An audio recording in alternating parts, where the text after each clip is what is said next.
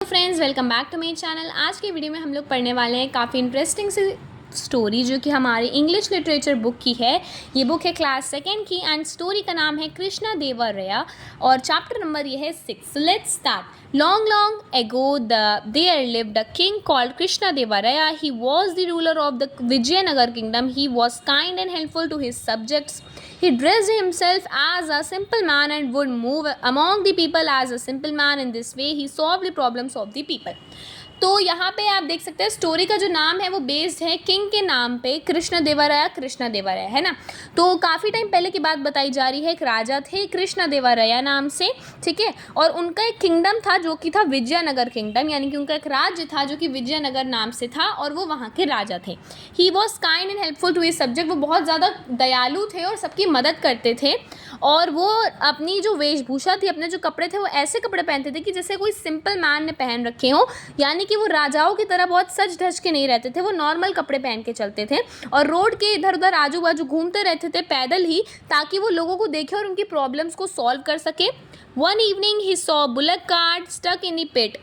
The master was trying to push the cart out of the pit. He was beating the bull hard with the stick, but the animal would not move an inch.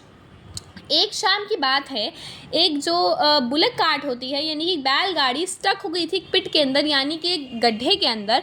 जो master था यानी कि जो bullet cart को चला रहा था, बैलगाड़ी को जो चला रहा था, वो उसे ट्राई कर रहा था बार बार कि वो उस पिट में से, गड्ढे में से बाहर निकाल दे, पर वो बाहर निकाल नहीं पा रहा था। वो एनिमल को यानी कि बुलेट को जो बैल थी उसको बार बार मार रहा था कि बैल फिर जो उस पर प्रेशर पड़े और वो बाहर निकले, पर तभी भी बैल अपनी पूरी ट्राई कर रही थी पर वो बाहर नहीं निकाल पा रही थी। But the animal would not move an inch. जो एनिमल यानी कि जो बैल थी वो 1 इंच भी नहीं हिल रही थी, क्योंकि वो अपना पूरा ट्राई कर रही थी पर वो नहीं निकाल पा रही थी कार्ट को बाहर। On seeing all this king Krishna Devaraya felt sorry for the animal. ये सब देख के जो किंग थे उनको एनिमल के लिए थोड़ी हमदर्दी हुई और बहुत सॉरी फील हुआ कि ये जो मास्टर है इसको इतना मार रहा है, जबकि बैल तो अपना पूरा ट्राई कर रही है इस कार्ट को बाहर निकालने का। He quickly jumped into the pit and lifted the wheel. वो जो राजा जी थे वो तुरंत कूद गए गड्ढे में और उन्होंने लिफ्ट कर लिया, उठा लिया उस पहिए को जो कि कार्ट में लगा हुआ था। He patted the animal in the love. और उन्होंने क्या किया, एनिमल को पैटेड किया यानी कि सहलाया बहुत प्यार से। Then the bull moved forward pulling the cart. और फिर जो बुल थी यानी कि जो बैल थी वो फॉरवर्ड मूव हुई और कार्ट को बाहर निकाल दिया उसने खींच के। The master recognized the king and bowed before him. जो मास्टर था वो किंग को पहचान गया और उनकी तरफ बोड किया यानी कि सर झुकाया।